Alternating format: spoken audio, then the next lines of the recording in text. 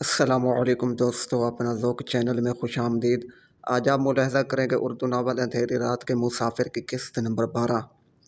سلمان اس کے ساتھ چل پڑا اور باقی نوجوان اس کے پیچھے ہو لیے۔ کوئی 200 قدم چلنے کے بعد وہ دائیں ہاتھ مڑ کر قدرے کشادہ گلی میں داخل ہوئے۔ سلمان کے رہنما نے اچانک سوال کیا، آپ کہاں سے آئے ہیں؟ سلمان نے جواب دیا، میں اندراج سے آیا ہوں۔ رہنما نے پھر سوال کیا، آپ آج ہی آئے ہیں؟ سلمان نے کہا، جی ہاں۔ رہنما نے پوچھا، آپ کو حامد بن زہرہ کی آمد کی اطلاع وہاں ملی تھی؟ سلمان نے قدرے پریشان ہو کر جواب دیا، میں آپ کو ساری باتیں نہیں بتا سکتا، صرف آپ کی تسلی کے لیے یہ عرض کر دینا کافی سمجھتا ہوں۔ حامد بن زہرہ مجھے اچھی طرح جانتے ہیں اور میں انہیں ایک ضروری پیغام دینا چاہتا ہوں۔ رہنما بولا، معاف کیجیے، میں آپ پر شک نہیں کرتا، لیکن ان دنوں ہم ایسے حالات کا سامنا کر رہے ہیں کہ ایک بھائی کو دوسرے بھائی کے ساتھ مصافحہ کرتے ہوئے بے خوف محسوس ہوتا ہے۔ سلمان نے کہا، مجھے معلوم ہے، لیکن اب آپ باتوں میں وقت ضائع نہ کریں۔ تو دوسرے نوجوان نے کہا، ولید یہ درست کہتے ہیں، ہمیں وقت ضائع نہیں کرنا چاہیے۔ گلی کے موڑ پر دائیں ہاتھ مڑتے ہوئے انہیں چند لڑکے دکھائی دیے جو بظاہر طالب علم معلوم ہوتے تھے۔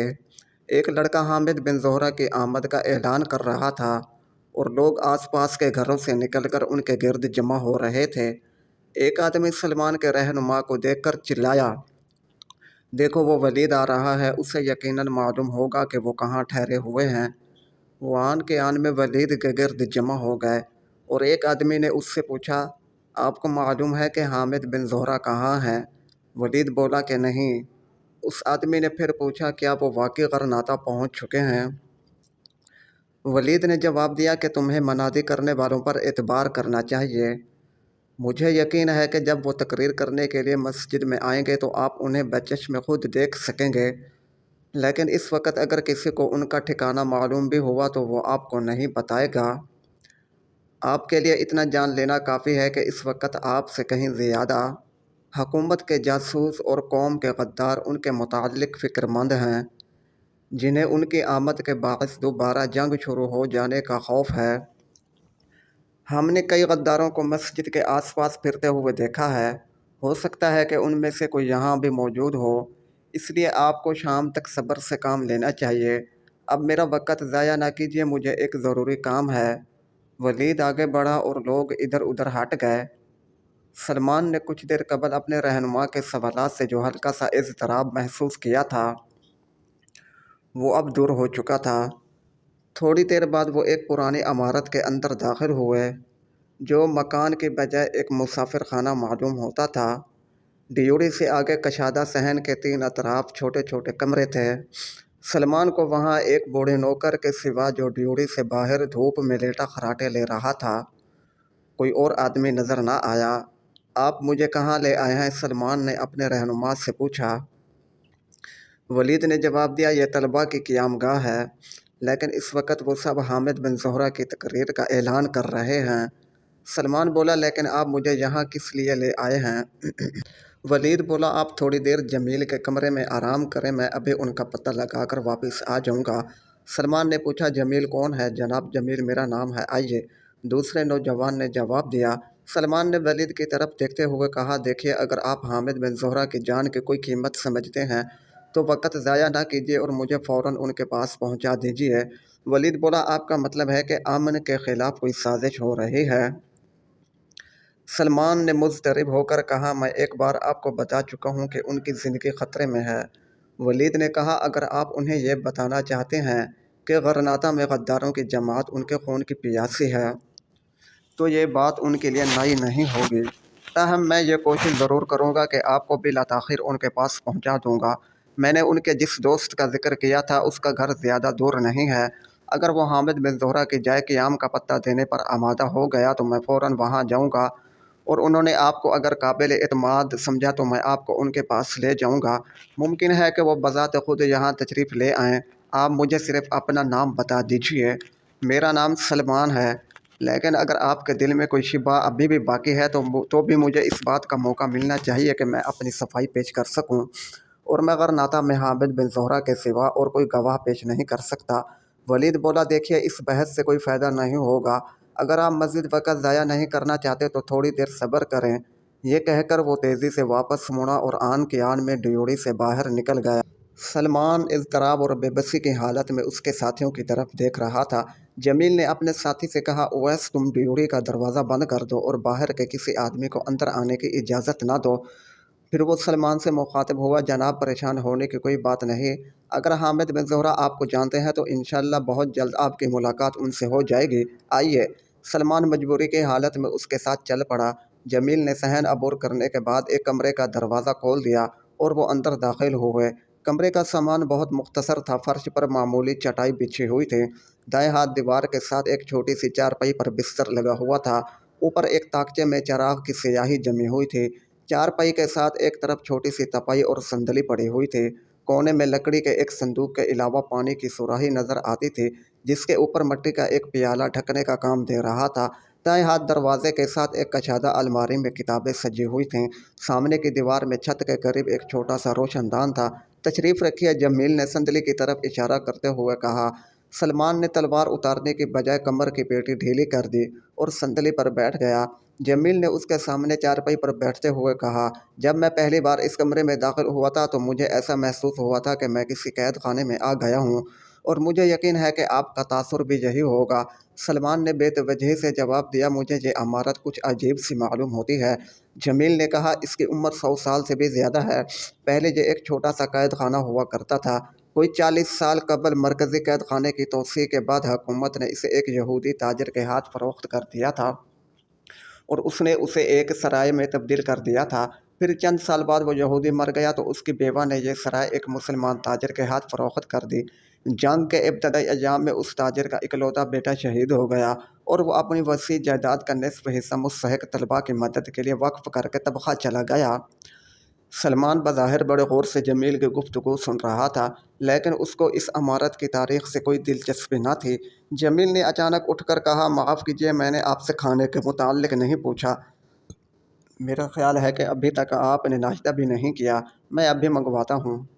سلمان نے کہا نہیں نہیں، آپ میرے کھانے کی فکر نہ کریں، مجھے اپنا فرض ادا کرنے سے پہلے بھوک محسوس نہیں ہوگی۔ جمیل بولا جناب ایک سپاہی کی اولین ذمہ داری یہ ہے کہ وہ اپنی قوت اور توانائی برقرار رکھے۔ یہ کہہ کر وہ باہر نکل گیا۔ چند منٹ بعد وہ واپس آیا تو اس کے ہاتھ میں پانی کا کوزہ تھا۔ آئیے، اس نے باہر کوزہ رکھتے ہوئے کہا، ہاتھ دھو لیجیے۔ سلمان اٹھ کر آگے بڑھا تو جمیل کے پیچھے نوکر کھانے کا تشت اٹھائے ہوئے آ رہا تھا۔ جمیل نے اس کے ہاتھ دھلاتے ہوئے کہا مجھے باہر سے کھانا منگوانے کی ضرورت پیش نہیں آئی، طلبہ حامد بن زہرہ کی آمد کی اطلاع ملتے ہی باہر چلے گئے تھے اور ان کا کھانا اسی طرح پڑا ہوا ہے۔ نوکر تپائی پر تشت رکھ کر باہر نکل گیا اور سلمان اور اس کا میزبان پھر ایک دوسرے کے سامنے بیٹھ گئے۔ بسم اللہ کیجیے، جمیل نے تشت سے کپڑا اٹھاتے ہوئے کہا۔ آپ نہیں کھائیں گے؟ سلمان نے پوچھا۔ جمیل نے کہا میں ایک دوست کے گھر سے کھا چکا ہوں۔ سلمان بولا پھر اپنے ساتھی کو بلا لیجیے۔ جمیل نے کہا کہ وہ بھی کھا چکا ہے۔ سلمان کھانا کھانے میں مصروف ہو گیا، ابھی اس نے روٹی کے 2 نوالے حلق سے اتارے ہی تھے کہ صحن میں کسی کے پاؤں کی آہٹ سنائی دی اور چند لمحے بعد اویس دروازے میں کھڑا تھا۔ اس نے کہا جمیل ذرا باہر آؤ، محلے کے چند بے وقوف آدمی ڈیوڑی کے سینے میں جمع ہو رہے ہیں، کسی نے یہ افواہ اڑا دی ہے کہ حامد بن زہرہ یہاں چھپے ہوئے ہیں اور وہ اندر آنے پر بضد ہیں۔ میں نے انہیں سمجھایا ہے کہ اندر کوئی نہیں ہے، لیکن وہ میری بات سننے کے لیے تیار نہیں ہیں، شاید تم انہیں سمجھا سکو۔ چلو، جمیل نے باہر نکلتے ہوئے کہا اور اس کے ساتھ ہی اویس نے اچانک کواڑ بند کر کے باہر سے زنجیر چڑھا دی۔ سلمان سراسیمہ ہو کر اٹھا اور بھاگ کر دروازے کی طرف بڑھا۔ اویس، جمیل وہ کواڑ کھولنے کی ایک ناکام کوشش کے بعد چلایا تم کیا کر رہے ہو، دروازہ کھولو، لیکن اسے کوئی جواب نہ ملا۔ وہ کچھ دیر غم و غصے کی حالت میں دروازے کو دھکے دیتا رہا، لیکن اس کی جدوجہد بے نتیجہ رہی۔ باہر کی دیوار بہت بڑی تھی اور دروازے کی چوکھٹ اور کواڑ اتنے مضبوط تھے کہ سلمان کو زور آزمائی میں کوئی فائدہ نظر نہ آیا۔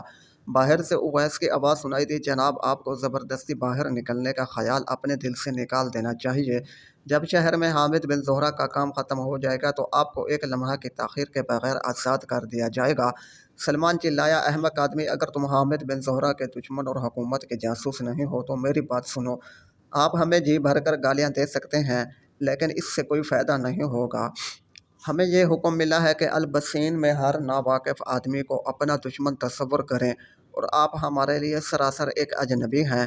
ہو سکتا ہے کہ آپ کی باتوں سے ہمارے دلوں میں جو شبہات پیدا ہوئے ہیں وہ غلط ہوں اور ہمیں بعد میں نادم ہونا پڑے، لیکن اس وقت ہمارے سامنے اس کے سوا اور کوئی چارہ نہیں کہ حامد بن زہرہ مسجد تک پہنچ جائے اور انہیں عوام سے آخری بات کہنے کا موقع مل جائے۔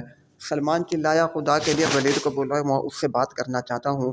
ولید کی آواز سنائی دی، دیکھیے میرے ساتھ بھی گفتگو سے بھی آپ کو کوئی فائدہ نہیں ہوگا، آپ کو ہر حال شام تک یہاں رہنا پڑے گا۔ ہمیں حامد بن زہرہ کی آمد کا اعلان اس لیے کرنا پڑا کہ اس کے سوا عوام کو مسجد میں جمع کرنے کا اور کوئی طریقہ نہ تھا، ورنہ ہمیں ان تمام تر خطرات کا پورا احساس ہے جو انہیں قوم کے دشمنوں کی طرف سے پیش آ سکتے ہیں۔ غدار لوگ ہر ممکن کوشش کریں گے کہ ان کی آواز حلق سے باہر نہ آ سکے۔ شہر میں ایسے لوگوں کی کمی نہیں جنہیں معمولی سی اجرت دے کر ان کے قتل پر آمادہ کیا جا سکتا، لیکن اگر آپ حامد بن زہرہ کے خیر خواہ ہیں اور آپ کو ان کی سلامتی کے متعلق کوئی پریشانی ہے تو آپ کے لیے یہ اطمینان کافی ہونا چاہیے کہ ان کے جانثار اپنی ذمہ داریوں سے غافل نہیں ہیں۔ ہم نے کسی موہوم خطرے کو بھی نظر انداز نہیں کیا ہے۔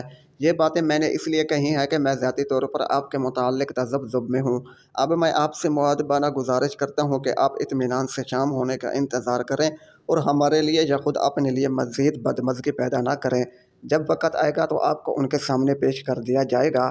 آخری بات جو میں آپ سے کہنا ضروری سمجھتا ہوں وہ یہ ہے کہ شام سے قبل اس کمرے سے نکلنے کے لیے آپ کی کوئی کوشش کامیاب نہیں ہو سکتی۔ اگر آپ دروازے کے کسی دراڑ سے باہر جھانک کر دیکھ سکیں تو آپ کو 8 آدمی پوری طرح مسلح نظر آئیں گے۔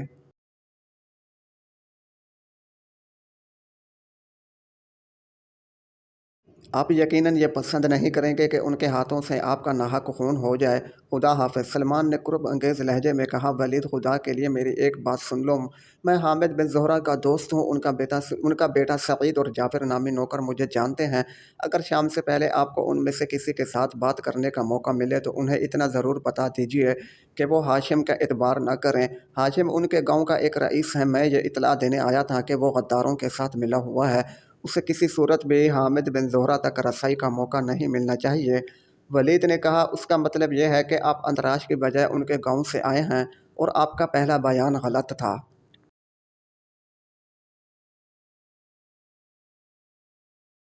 بہرحال میں اس بات کا ذمہ لیتا ہوں کہ اگر مجھے موقع ملا تو آپ کا پیغام پہنچا دوں گا۔ جہاں تک ہاشم کا تعلق ہے، آپ کو قطعاً پریشان نہیں ہونا چاہیے، ورنہ میں ان سے زیادہ خطرناک دشمن موجود ہیں اور آپ مجھے ان کے متعلق اپنی ذمہ داری پوری کرنے سے روک رہے ہیں۔ خدا حافظ۔ سلمان کچھ دیر دروازے سے دور جاتے ہوئے قدموں کی آواز سنتا رہا، پھر نڈھال سا ہو کر بیٹھ گیا اور کچھ دیر اس کی حالت یہ تھی کہ وہ کبھی اٹھ کر کواڑ کی دراڑ سے باہر جھانکنے کی کوشش کرتا اور کبھی بے چینی کی حالت میں ٹہلنا شروع کر دیتا۔ اس قید سے آزاد ہونے کی مختلف تدبیریں اس کے ذہن میں آئیں اور اگر اسے اس بات کا یقین ہوتا کہ وہ ولید اور اس کے ساتھیوں کی مدد کے بغیر حامد بن زہرہ کو تلاش کر سکے گا تو وہ اس کوٹھری سے نکلنے کے لیے بڑے سے بڑا خطرہ مول لینے کے لیے بھی تیار ہو جاتا۔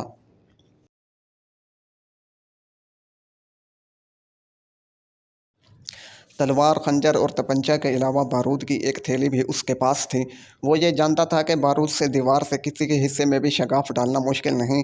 اس میں خطرہ ضرور تھا، لیکن سلمان فطرتاً ایک نڈر آدمی تھا۔ وہ ولید کی اس دھمکی سے بھی مرعوب نہیں تھا کہ اسے باہر نکلتے ہی تیروں کی بوچھاڑ کا سامنا کرنا پڑے گا۔ اس کی ذہنی کیفیت یہ تھی کہ تھوڑی دیر کے لیے کسی خطرناک ارادہ سے اس کے خون کی گردش تیز ہو جاتی، پھر یکایک اس کی قوت فیصلہ جواب دے جاتی۔ وہ اپنے دل سے پوچھتا، کیا حامد بن زہرہ کے متعلق ولید اور اس کے ساتھیوں کے جذبات میرے جذبات سے مختلف ہیں؟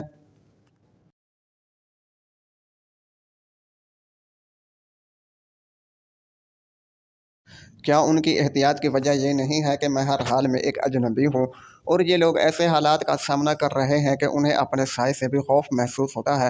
اگر میں ان کی جگہ ہوتا تو کیا میرا طرز عمل ان سے مختلف ہوتا؟ پھر سلمان کو ایسا محسوس ہوتا کہ ولید اس کے سامنے کھڑا یہ کہہ رہا ہے، میرے بھائی، ہمیں تم سے کوئی اناد نہیں، ہم صرف اپنا فرض ادا کر رہے ہیں، اور تم نے یہ کیوں سمجھ لیا ہے کہ تمہارے سوا کسی اور کو حامد بن زہرہ کی زندگی عزیز نہیں؟ تمہاری طرح غرناطہ کے ہزاروں آدمی انہیں تلاش کر رہے ہیں، ان میں حریت پسند بھی ہیں اور غدار بھی ہیں۔ ہمارے لیے ان سب کو پرکھنے کا یہ وقت نہیں۔ ہم صرف اتنا جانتے ہیں کہ حامد بن زہرہ قوم کے ضمیر کی آخری آواز ہے اور قوم کے مجرم ان کے خون کے پیاسے ہیں۔ ہماری ہوشیاری اور فرض شناسی کا اس سے بڑا ثبوت اور کیا ہو سکتا ہے کہ وہ ان کی قیام گاہ تلاش نہیں کر سکے۔ سلمان کا ذہنی اضطراب آہستہ آہستہ دور ہو رہا تھا اور تقریباً ایک لمحے بعد وہ بستر پر لیٹا یہ اطمینان محسوس کر رہا تھا کہ وہ اپنی سمجھ اور ہمت کے مطابق اپنا فرض پورا کر چکا ہے اور اس سے زیادہ اس کے بس کی بات بھی نہیں تھی۔ پھر کچھ دیر اونگنے کے بعد اسے نیند آ گئی۔ جاری ہے بقیہ آپ انشاءاللہ عز و جل اگلی قسط میں ملاحظہ کریں گے۔ تب تک آپ اپنا خیال رکھیں۔ شکریہ۔ اللہ حافظ۔